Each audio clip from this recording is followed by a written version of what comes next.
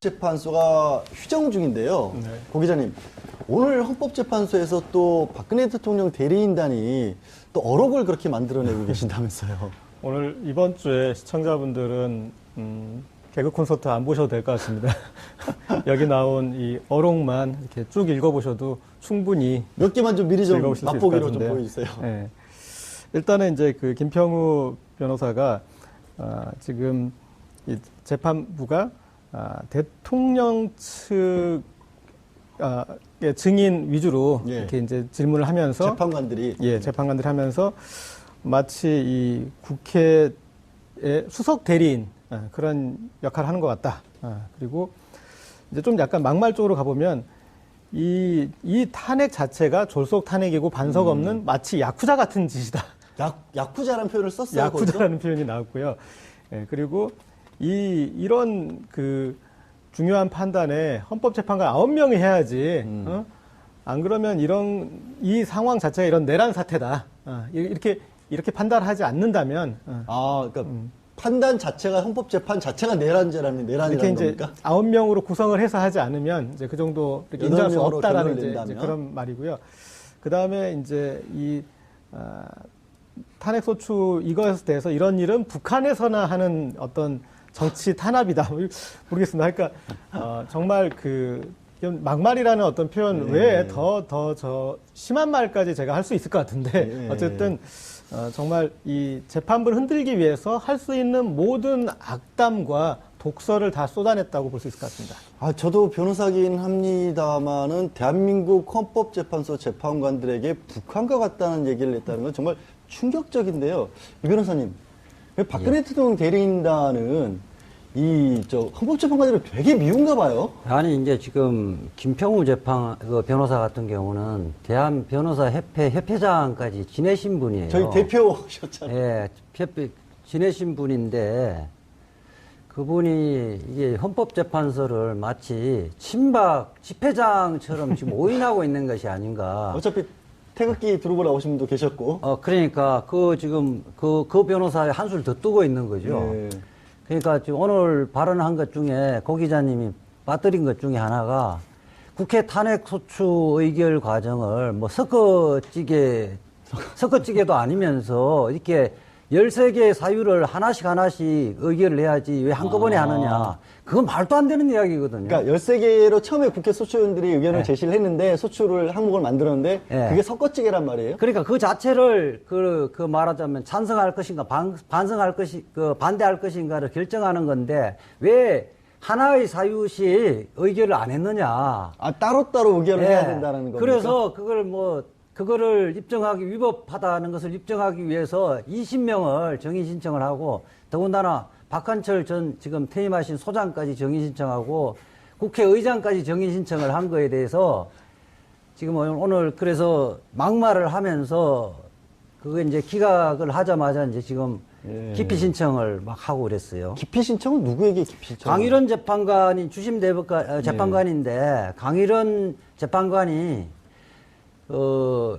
피청구인 쪽에 정의 신청에 대해서 중간에 개입을 해서 질문을 했다는 거를 갖고 국회 소추위원 측에 수석 대변인이냐 뭐 이렇게 계속 막말을 했기 때문에 이정미 소장 대행이 그거는 있을 수 없는 말이다. 그럼 이 법정에서 어떻게 그런 말을 하겠느냐 해서 그 부분을 약간 이제 그러면 그 부분은 취소를 하겠다고 이야기했다가 이어서 이정미 재판관에 대해서 어떻게 이야기했냐면 어떻게 자기 퇴임 기간에 맞춰서 재판을 졸속적으로 진행하느냐. 3월 14일 전에. 네, 재판관을 소장 대행을 자기라고 또 이야기를 했어요. 소장 자기라고 말을 자기라고 그랬어요. 그 자리에서. 그러니까 이 막말 수준이 아니라 그러니까 자유민주주의를 수호하자는 사람이 자유민주주의라는 국가기관을 존중하는 거 아니에요. 국가기관의 권위나 이런 것들을 시정잡배처럼 이렇게 말하자면 다 무시하는 거거든요. 그러니까 강일원 재판관 기피 신청이라는 게 재판에서 빠져달라고 변호사들이 요구를 했다는 거잖아요. 그렇죠. 당신 재판하는 거 마음에 안 드니까 빠지고 나머지 하자라는 얘기였는데 그것도 지금 뭐냐면 재판 지연의 목적으로 기피 신청을 하면 형사소송법 바로 기각하도록 돼 있거든요. 예. 그러니까 이런 꾀를 낸 거예요. 아, 형사소송법을 준용하도록 돼 있잖아요. 탄핵 예, 심판은. 그렇죠. 그러니까 이 부분은 민사소송법을 준용을 해서 그 신청을 했는데 이 지금 현재 상태는 휴정돼 있습니다. 아마도 곧바로 재판정에 들어와서 이 부분은 바로 기각할 것 같습니다.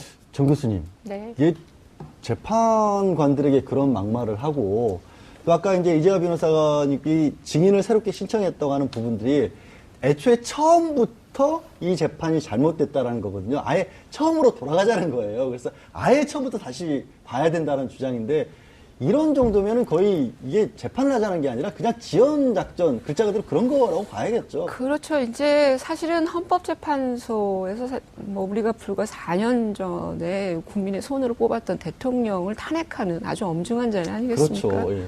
국민의 입장에서 사실은 상당히 마음 아픈 일이기도 하죠. 그런데 어쨌든 헌법재판소는 철저하게 법리 공방에 근거해서 이루어져야 되는데 아마 박근혜 대통령이 실제로 갖고 있는 어떤 자기를 변호하거나 자기의 어떤 지금 혐의들을 만들어 검증할 수 있는 법적 근거들을 충분히 갖고 있지 않은 상태에서 이 헌법재판소의 지금 심리에 들어간 게 아니겠느냐.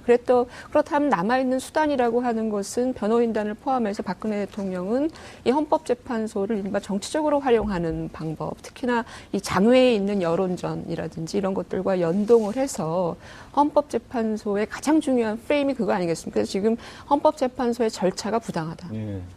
그렇잖아요. 그렇죠. 그러니까 자신들이 법적 근거를 통해서 증명할 수 없기 때문에 이 절차 자체가 부당하다. 특히 재판관의 어떤 정치적 중립성의 문제라든지 또는 말하자면 이른바 절차의 어떤 이 신속성에 대한 문제 제기라든지 이런 것들을 함으로 해서 이 절차 자체가 부당하고 하다라는 어떤 프레임 이거를 이제 마지막으로 지금 부여잡고 있는 것 같습니다. 그러니까 여러 가지 것들이 지금 사실은 여의치 않다라고 하는 걸 또 보여주면서 마지막 남은 수단이 이 절차를 정치화시키는 방법. 그거는 대통령도 사실은 일정 부분 공유하고 있는 거 아니겠습니까? 그래서 이런 것들이 어찌 보면 마지막 남아있는 수단이다라고 보여지고요. 택할 수 있는 게 그것밖에 없다. 그렇다면 제가 이제 역으로 이 상황을 좀 지켜보면 박근혜 대통령이 실제로 많은 카드를 갖고 있다라고 예측을 했었어요. 예를 들면 헌법재판소에 나와서 신문도 받고 뭐 이런 과정들 기타 등등의 어떤 여러 가지 수단들을 많이 갖고 있는 것처럼 보여졌지만 사실은 너무 없는 거 아니냐. 그래서 속수무책으로 이제 임박해 있는 헌법재판소의 판결을 탄핵 판결을 기다리는 수단밖에는 남아있지 않고 어떤 수단도 사실은 작동하지 않는 심지어는 지금 이제 그 선고 기일 자체를 판결 기일 자체를 미루는 것도 사실 여의치가 않고요. 헌법재판소가 사실은 법정 관리라고 하는 부분들을 틀어서 상당 부분 엄격하게 지금 관리를 하고 있고 또 하나는 이제 본인이 직접 이제 증인으로 나와서 이제 받아야 되는 여러 가지 이제 과정들 이런 것들도 크게 작동을 하지 않을 것 같다라는 판단이 드는 거죠. 이런 기타 등등들을 우리가 본다라고 하면 실제로 박 대통령 측에서는 이미 이제 탄핵 관련되어지는 결과에 대해서 이른바 이제 두 손 두 팔 다 든 상황이 되어버리고 막판에 이제 변호인단이 법정에서 할 수 있는 것은 이른바 그런 막말이라든지 정치적인 어떤 문제 제기라든지 이런 것들이 남아 있는 것이다. 안타까운 현실이죠. 네. 지금 상황에서 그러면 말씀을 나왔던 그런 것들 중에 하나가 이제 대통령 출석을 놓고 어떻게 할 것이냐를 가지고 얘기들이 오가고 있는데 대리인단 내부에서도 의견이 좀 바뀌고 있다면서요. 저도 다르다면서요. 박근혜 대통령 대리인단들 아예 내에서도 출석하라는 게 맞냐 아니면 어느 쪽이 유리할까 어떤 상황입니까 지금은? 그 이야기하면 지금 속보가 떴는데요. 네. 아까 제가 예측한 대로 법정에 다시 들어와서 개정을 기피 다시 신청을 해서 각하 결정을 했답니다. 강일원 재판관 네.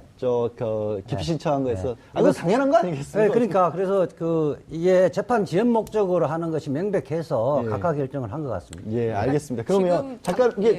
고 기자님한테 여쭤봤던 거를 계속해서 그러니까 지금 지연 목적이 명백해 보였기 때문에 그 기피 신청은 각하를 한 거고 네. 안 받아들였고 그거 말고 할 수 있는 게 남아 있는 게 이제 대통령 출석 카드라는 네네. 얘기인데 그것에 관해서는 지금 진행 상황이 어떻게 되고 있죠?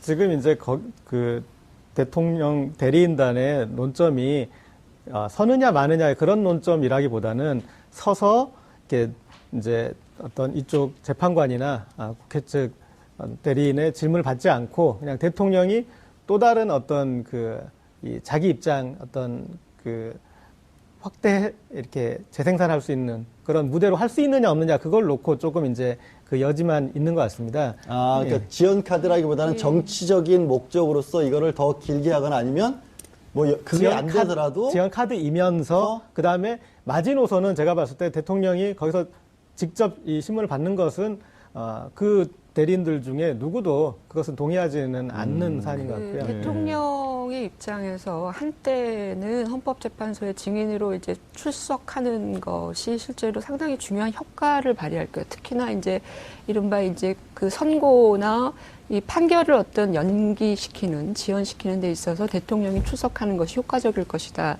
뭐 이런 식의 어떤 전략적 고민들이 있었을 것 같은데 현재로서는 이미 헌법재판소가 이정미 재판관의 이른바 퇴임 이전에 선고를 하기로 되어 있기 때문에 실제로 그 증인 출석의 어떤 그 카드 자체는 약발이 이제 더 이상 먹히지 않는다라는 판단을 내린 것 같아요. 그래서 변호인단 측에서도 박 대통령에게 이제 강하게 지금 요구를 못 하고 있는 상황인 것 같고요. 그거는 이제 기한 연장도 일단은 안 될 것 같고 더군다나 더 나빠진 것이 뭐냐면 나와서 일방적으로 자기 자신의 얘기를 할 수 있는 것이 아니라 그 탄핵 소추 인단과 또는 재판관들의 질문도 받고 답변을 해야 되거든요. 그러니까 이제 그 자신들이 어떤 변호인단의 서포트를 못 받은 상태에서 대통령이 직접 그 부분을 다 담당해야 되는데 실제로 오히려 더 골치 아파지고 힘들어지는 상황들이 도래하는 거죠. 그렇다면 그 부분을 박근혜 좀 제가 좀 대통령은 고민을 좀 이제 나올까 탄핵 그 재판 그 헌법재판소의 증인으로 나올 가능성은 전혀 없어진 것이다. 현재로서는. 그러니까 이 변호사님 지금 아니어도 그거 이제- 지금 제가 잠깐 여쭤볼게요. 예. 지금 대통령이 나오면 예. 저도 그냥 변호사로서 법리를 떠나서 예. 국민들은 그렇게 생각해요. 기왕이 나오면 이렇게까지 국가가 이 지경이 됐으면 뭔가 단순하게 해명하는 게 아니라 국민들을 대신해서 속초위원들이 물어보는 거, 재판관들이 물어보는 거 이런 것에도 답변을 해줘야 될 의무는 있는 거 아니겠습니까? 당연히 그렇죠. 이게 지금은 본인이 출석하는 것이 뭐 권리긴 하죠. 출석을 첫 번째는 첫 길에 출석을 안 하면 이제 개정을 못 하니까 그 이후부터는 본인이 출석 안 해도 재판을 진행할 수 있거든요. 그 다음에 출석을 하는 거는 관계는 없어요. 언제든지 하든 안 하든 재판은 진행되는 건데 출석을 한다는 의미는 피청구인 쪽에서 당사자 본인 신문을 신청을 해야 되는 거고요. 그런 경우에는 당사자 본인 신분이라는 게 당사자지만 마치 증인처럼 그렇죠. 나와서 묻고 네. 답할 수 있게끔 해야 한다는 거죠. 그럴 경우에는 국회 소추위원 쪽에서는 신문할 권리가 있는 겁니다. 그래서 헌법재판소 소장 권한대행이 나오시면 국회 쪽에서 신문하는 거는 우리는 막을 수는 없다. 당연히 해야 된다. 당연히 그렇게 하는 거고요. 일방적으로 이렇게 자기 주장만 딱 하고 돌아갈 수 있는 자리는 아닙니다. 그러면 말씀하신- 결국에는 예. 그런 거 아니에요. 근데 지금 말씀하신 거 이제 당사자로서 마치 증인처럼 이렇게 나갈 수 있는 것도 있지만 예. 또 우리 최후 변론이라는 것처럼 예. 할 수 있는 것도 있잖아요. 예. 그런 기회를 달라고 하는 것에 대해서는 어떻게 그거 받아들일까요? 부분은 자유죠. 이제 제가 이제 정당 예산 대리도 했었는데 통합진보당 정당 예산 대리도 했는데 그런 경우에는 이게 청구인 쪽에서 당시 황교안 법무부 장관도 나오고 발언을 또 하고 대리인도 발언을 하고 우리는 이정희 그 당대표도 발언을 하고 변호인단도 이렇게 발언을 했거든요. 그 부분은 권리고요. 그 부분은 주어진 시간에 안배해서 자기들이 그 대리인과 당사자 본인하고 시간을 안배해서 발언하시면 됩니다. 네. 근데 별도로 잡을 필요는 없는 거예요. 그러면 양 지금 변호사님께 제가 좀 한 가지 질문. 저한테요? 질문이 아니라 그 박근혜 대통령이 헌법재판소에 이제 나와서 네. 국민을 향해서 자기 진술 내지는 자기 어떤 그 말하자면 그 의견들 이런 얘기를 것들을 한다면. 얘기를 하는 것이 바람직하죠. 네. 근데 우리는 여전히 그 선한 의지에 대해서 이 상황을 바라보고 있다라고 하는 것이 좀 안타까워요. 선한 의지대로 갔으면 여기까지 왔겠습니까? 제가 너무 순진하게 생각하는 거야. 선한 의지대로 됐으면 청와대 압수수색을 그렇게 거부할 수 있었을까요? 선한 의지대로 했으면 특검의 대면 조사를 그렇게 거부하고 네. 그런 방식으로 딜할 수 있었을까요? 네. 이런 모든 것들을 우리가 판단해 본다면 박근혜 대통령이 헌법재판소의 증인으로 나오고 안 나고의 문제는 선한 의지 또는 법리 공방에 예를 들면 성실하게 임하기 위한 나름대로 소추인이죠, 말하자면. 네. 그런 어떤 방식이 아니라 자신의 어떤 이른바 그 그 거치에 지지하는 이것이 사람들. 예, 내지는 유리하냐 불리하냐 더군다나 이걸 통해서 자기가 정치적 행위를 할 수 있느냐 없느냐 이 정도의 판단에 지금 가 있다라고 하는 것이 우리에게 사실은 상당한 슬픔을 주는 부분이거든요. 대통령이 헌법재판소를 이런 방식으로 바라보고 있다라고 하는 것이 상당히 슬픈 현실이라는 겁니다. 그럼 고 기자님 결국에는 안 나오는 쪽에 더 의견이 더 많으신 것도 같고 또 예. 그러면 대통령도 안 나오고 오늘 뭐 이렇게 기피 신청도 안 받아들이고 이러면 또 증인 채택도 아까 말씀드렸도 안 했잖아요. 예. 예정대로 헌법재판소의 어떤 날짜는 나올까요? 결정은 그런 식으로? 일단은 저는 이제 오늘 그 김평욱 변호사님 말을 들으면서 좀 자괴감이 들었는데 그런 자괴감이 들었으니까 우리는 그런 사람 있지 않습니까? 우리는 나는 저 사람하고 바둑을 두고 있다고 생각을 했는데 저 사람은 나하고 알까기라고 있었구나. 그리고 그 알까기마저 본인 알이 지금 몇 알 지금 빠지니까 이제 팔을 업고 있어요. 네. 지금 그러니까 아까 그런 말씀하신 이제 세부적인 사안들도 이제 그 우리가 그렇게 고상하게 따질 판을 지금은 다 넘어가서 아까 정현주 교수님이 지적하셨듯이 지금 이 박근혜 대통령 대리인단이 하는 행위는 헌법재판소에서 어떤 판결을 내리더라도 그것을 받아들이지 않을 수 있는 그 알리바이들을 지금 다 쌓아가는 것입니다. 그래서 자 봐라 우리가 증인했는데 기피 신청 받아들이지도 않았고 대통령 나온다는데 뭐 그것도 말도 안 듣고 이렇게 그다음에 우리가 재판관 기피 신청했는데 그것 받아들여지지 않고 저 사람들은 마치 국회 대리인단의 어떤 그 대변인격으로 이렇게 일을 했고 그 모든 알리바이들을 다 모아서 지금 이제 적반하장을 만들고 있는 거죠. 사실 대통령도 이 부른 게 3번이나 있었지 않습니까? 그 3번의 기일을 전부 다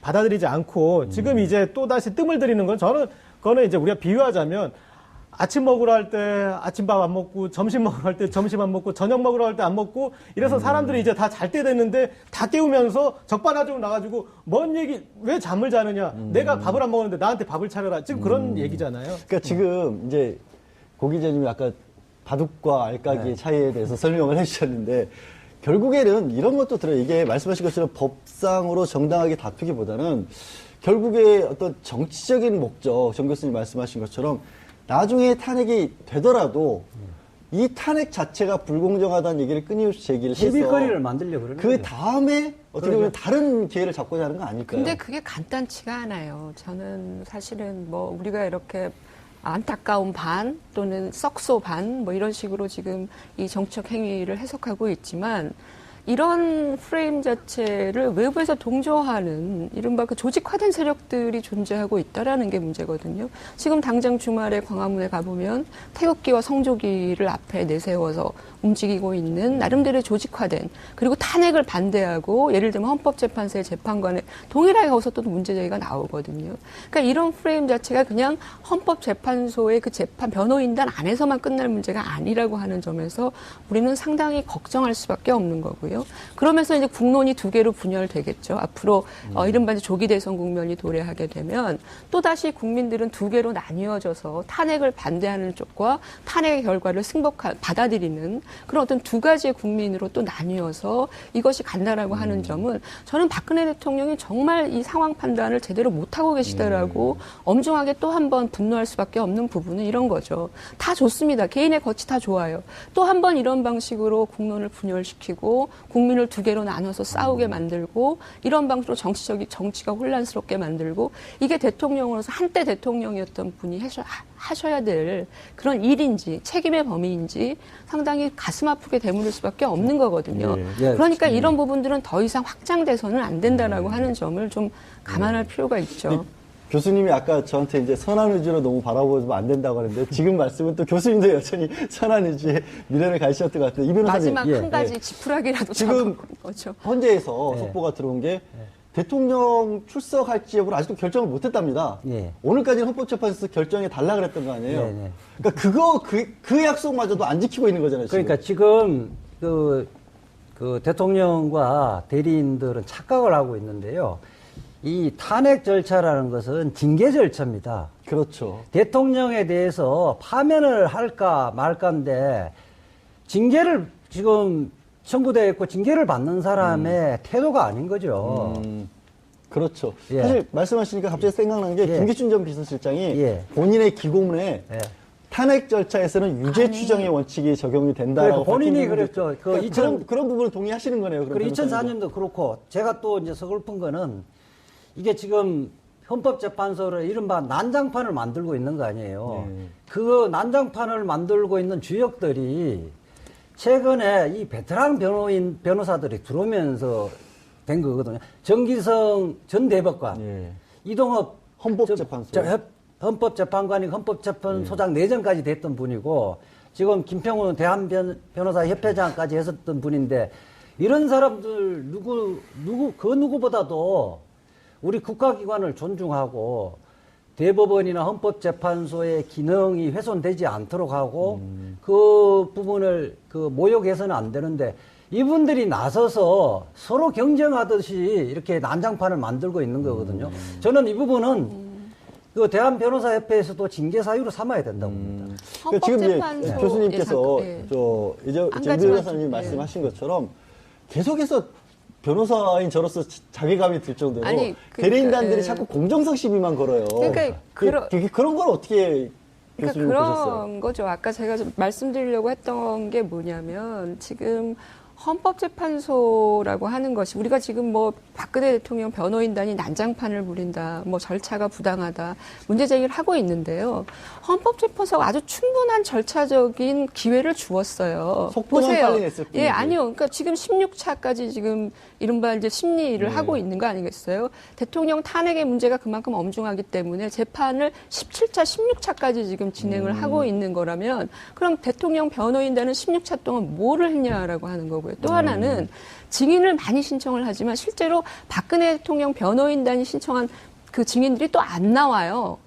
헌법재판소 말하자면 재판정에 이런 것도 문제 아니겠습니까? 네. 예를 들면 그렇다면 이때까지 시간을 지연해오고 예를 들면 절차 자체를 상당히 어찌 보면 제대로 따라오지 못한 것은 박근혜 대통령 변호인단이거든요. 네. 그래서 우리가 이건 혼동해서는 안 된다. 헌법재판소는 어쨌든 3월 그 선고기를 우리가 사전에 못 받기는 했습니다만 실제로 충분하게 대통령 변호인단에게 시간을 주었고 그 충분한 시간을 충분하게 그 근거를 통해서 활용하지 못한 거는 변호인단의 책임이 지금 큰 거예요. 근데 이 부분을 우리가 혼동해서는 안 된다. 예.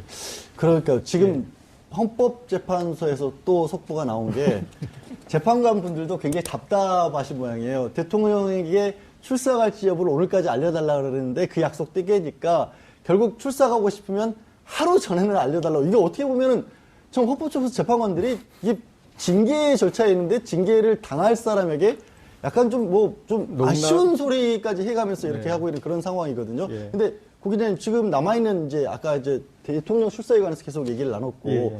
하나 또 얘기됐던 부분들이 이제 공정성 시비를 하면서 대리인단이 사퇴할 수도 있다. 예. 그 얘기 또 밖에 가서도 막 하고 있잖아요. 근데 이분들이 이제 적반하장이면서 또 하나는 이제 또 하나 특징은 자가당착인 것 같아요. 그러니까 그렇게 아까 말씀하신 이제 그런 대한변호사협회 회장도 하셨고 그리고 여러 공직에도 뭐 오르셨고 거론되던 그런 분들인데 그런데 이런 분들이 지금 자기 논리에 자가당착이 많으니까 제가 작은 거 하나 하고 큰 거 하나 말씀드리자면 작은 거는 이를테면 지금 강일원 재판관이 왜 우리가 데려온 대통령 측 증인에 대해서만 그렇게 계속 질문을 해가지고 꼬집느냐 얘기를 하는데 그거 좀 우습잖아요. 뭐냐면 만약에 이렇게 짜서 한다면은 국회 측 증인하고 얘기가 됐을까 본인들이 본인 입장을 대변하기 위해서 부른 사람한테 더 물어봤다고 그거 하는 것도 좀 웃기잖아요. 그리고 이 강일원 재판관을 기피해달라는 이제 거기에 본심이 각하했지만, 본심이 드러나는데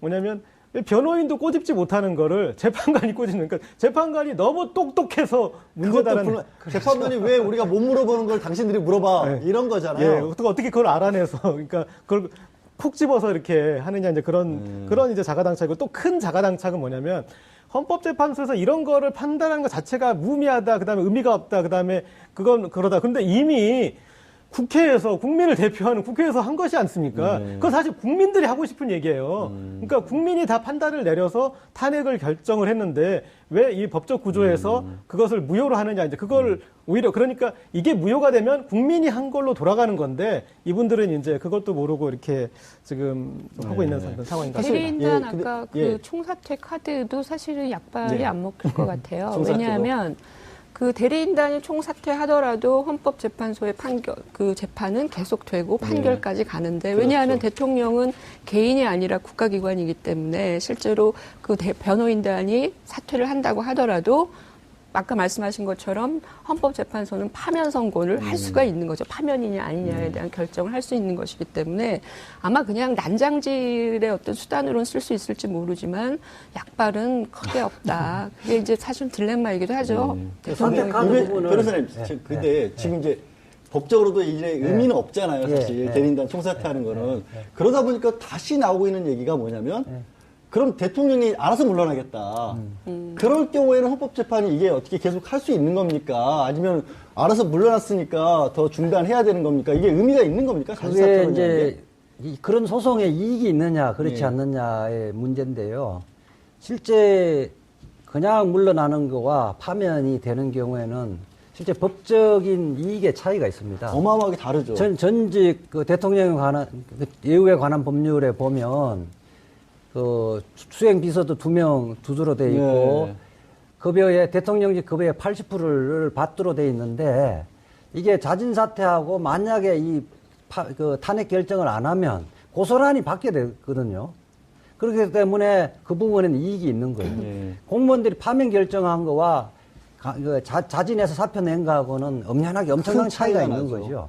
그렇기 때문에 계속 할 것 같고 예, 예. 또 하나 더 좀 말씀 더 드리면 이게 탄핵 심판의 초기가 아니라 사실상 결론 막바지에 네. 왔기 때문에 그거는 헌법재판관사의 일부 견해는 갈릴 수도 있지 모르겠지만은 대체적으로는 아마 결정을 할 거로 봅니다. 여태까지 저는- 헌법재판소에서 재판관들이 70일 넘게 일을 네. 해왔는데 그렇죠. 국회도 일을 했고 박근혜 네. 대통령 대리인단도 일을 했는데 그런데 이제 와서 없어던 걸로 못 돌린다 이런 얘기인데 자진 사퇴를 한다고 하더라도 헌법재판소의 판결과 그 절차는 계속 가는 겁니다. 그거는 네. 사퇴하고 상관이 없어요. 다만 박근혜 대통령 입장에서 저는 지금 자진 사퇴 카드를 지금은 가장 심각하게 만지작거릴 거라고 생각을 해요. 왜냐하면 그 자진 사퇴 물론 헌법재판소의 판결은 나오겠죠. 대통령 탄핵. 그러나 자진 사퇴를 먼저 사전에 얘기한다는 얘기는 차후에 어떤 자기 정치적 일정들을 도모할 수 있는 시간을 유일하게 버는 수단입니다. 그러니까 예를 들어서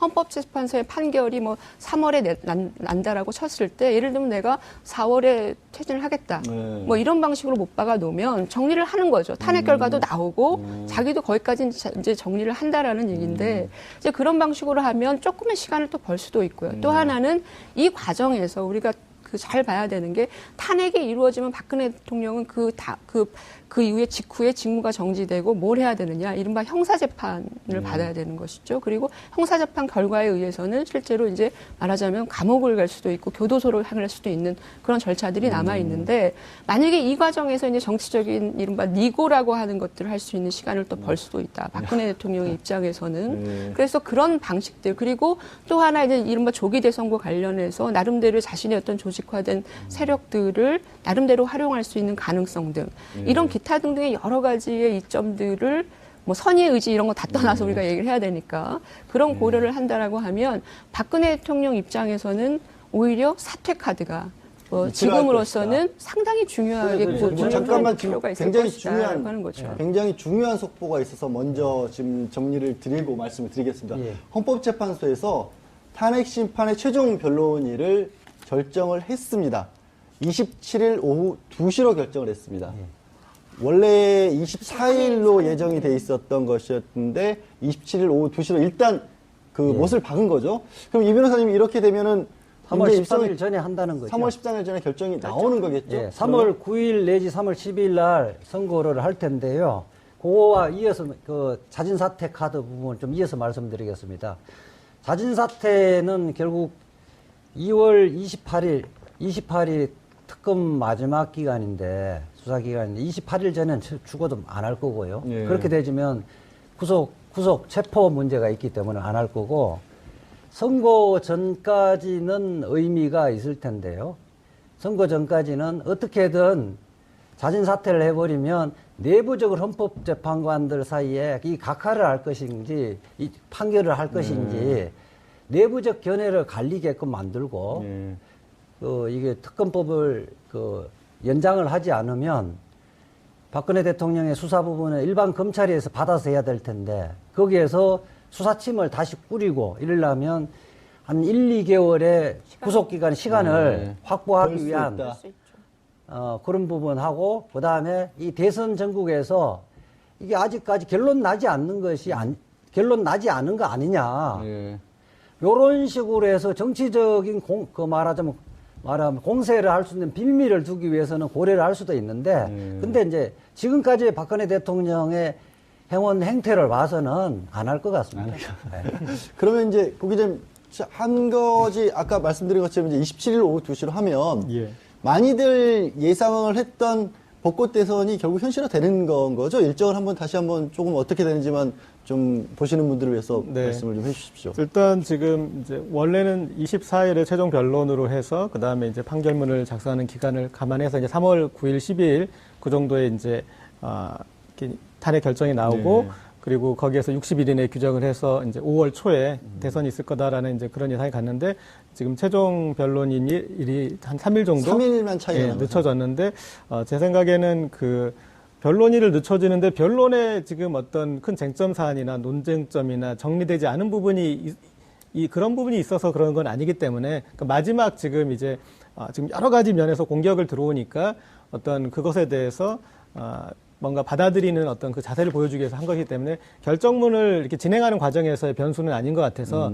그래서 그 날짜만큼이 결정문 작성하는데 이렇게 어떤 빼야 되는 그런 날짜는 아닌 것 같습니다. 그래서 예정대로는 갈 것 같고요. 그리고 제가 아까 그 일부에서 그런 말씀 드렸었는데 지금 이 특검법 이 개정 문제에서 마지막에 이 정세균 의장이 역할을 할 수도 있다라는 이제 제가 그런 말씀드렸는데 그 이유가 지금 이 이정미 헌법재판소 소장 권한대행이나 강일원 재판관이나 이거 지금 온갖 이 여러 가지 지금 압력과 그 다음에 저쪽에서 책임 떠넘기를 이제 감당하면서 3월 13일 이전에 이 판결을 내는 그걸 가고 있지 않습니까? 그래서 그것과 준해서 봤을 때 지금 어떤 이 국가의 어떤 내란 사태에 준하는 그 부분을 막기 위해서, 그러니까 지금 이게 제대로 안 됐을 경우에 그 부분을 이렇게 특검이 가지 않으면 지금 80%의 국민 탄핵을 찬성하고 그리고 탄핵을 인용해야 된다고 주장하는 그 80%의 국민이 정말 이 분노를 터뜨릴 수밖에 없는 상황이 되지 않습니까? 그래서 그분들을 우리가 법이 정한 절차 안에서 행정적으로 처리할 수 있는 것이 특검법 연장이기 때문에 그 부분에 대해서 저는 정세균 의장이 역할을 하는 것이 맞고 할 수도 있다라고. 정세균 의장이 오히려 잘하고 계신. 결론 마무리 부분을 한번 27일로 3일밖에 연기를 안 해준 거잖아요. 그럼 이걸 또 바꿀 염려는 없을까요? 아니면 확정적인 것 같고요. 그리고 23일까지 종합준비서면을 서내라 그랬잖아요. 이미 23일부터는 내일부터는 판결문을 다 쓰고 있을 거예요. 쟁점 부분이고 27일 날 하는 것은 이미 서면에 있던 걸 구두로 하는 거에 불과한 거거든요. 그러니까 선고기일은 예정했던 거에서는 전혀 차질이 없는 거죠. 3일 미뤄졌다고 해서 선고하는데 결정 내린 데까지 미뤄질 이유는 없고. 그렇죠. 이미 내일이죠. 23일까지면 근데 종합준비서면 시간이 없어서 못 낸다고. 안 서내면 그만큼 안 서낸 사람에게 불리하게 판단되지는 그건 또 거죠. 공정하지 않다 그러면. 아니 지금까지 종합준비서면은 지금까지 주장했던 거 정리하는 거거든요. 정리를 우리가 변론조지서라든지 준비서면을 안 낸다고 판결을 안 하는 건 아니거든요. 아니 물론 저희 같은 변호사들은 그런데 헌법재판소니까. 아니 그러니까 그 대리인들이 자기 안 내면 그만큼 손해니까 뭐 알아서 내겠죠. 안 내면 그 없는 상태에서 판단할 수밖에 없는 겁니다. 물론 주장할 게 그렇게 많지는 않을 거예요. 정 교수님께 제가 좀 거의 이제 마지막 그 질문 좀 부탁을 드려야 될 것 같아요. 이제 일정이 27일로 결정이 됐다는 거는 정말로 한 나라에, 우리나라에 4년 전에 우리가 우리 손으로 뽑은 대통령의 운명이 결정되는 게 현실화되는 거지 않습니까? 그렇죠. 이제 이 남은 시점에서 박근혜 대통령에게 우리가 기대할 수 있는 거, 제가 또 선한 의지를 말씀을 드리나요? 기대할 수 있는 거, 혹은 마지막으로 그래도 국민들을 대신해서 이것만은 좀 해결을 해달라라고 하실 수 있는 말씀이 있을까요? 박근혜 대통령이 지금으로서 하셔야 될 일은 특검 대면 조사 빨리 받으시고요. 그러니까 그 본인의 진술을 위해서도 그렇고 국민을 향해서 마지막 그 목소리를 담을 수 있는 지금 현재 결과 그거밖에 없지 않습니까? 헌법재판소의 증인으로 나가든. 그래서 뭔가 국민을 향해서 최소한의 진실을 보여주는 모습. 예를 들어서 아니다, 모른다, 뭐 이런 방식으로 그 사실을 왜곡하는 그런 발언들보다는 진솔한 모습을 보여주는 게 현재로서는 좀 필요한 것 같고요. 황교안 권한대행도 실제로 저는 해야 될 역할이 가장 크다고 봅니다. 현실 상황에서 지금 뭐 이걸 뭐 예를 들면 정세균 의장과 황교안 대행의 싸움처럼 이미 갈 것이 아니라 특검이 과연 지금까지 이 조사를 통해서 밝혀낸 진실에 대해서 얼마만큼 국민적으로 신뢰를 하고 있고 신뢰를 할 수 있을 것이냐.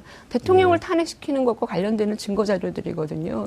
그렇다면 대통령을 위해서라도 특검에 충분한 수사 기회를 줘야 된다라고 하는 것이죠. 그런 관점에서 황교안 권한대행은 대통령은 그렇게 하시고 황교안 권한대행은 특검법에 대한 부분을 스스로 발휘할 수도 있는 거 아닙니까? 그러면 그런 방식으로 해서 연장하는 것에 대한 고민들을 하면서 이 혼란 시기를 좀 현명하게 제도적으로 넘어갈 수 있는 방법에 대한 고민들을 해야 될 것 같습니다. 더 이상의 국정에 혼란이 없기를 바라는 마음으로 이제 마지막 말씀을 해주신 걸로 알겠습니다. 네, 헌법재판소가 입장을 정리를 했습니다.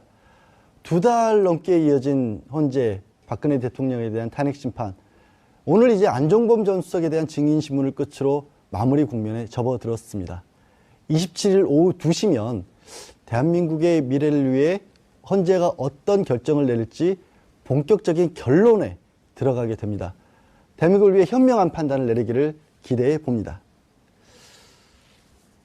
지금까지 종료 앞둔 특검 수사와 마무리 국면에 들어간 탄핵 심판에 대한 토론을 함께 하셨습니다. 시청자 여러분은 어떻게 보셨습니까? 판단은 시청자 여러분, 현명한 시민의 몫입니다.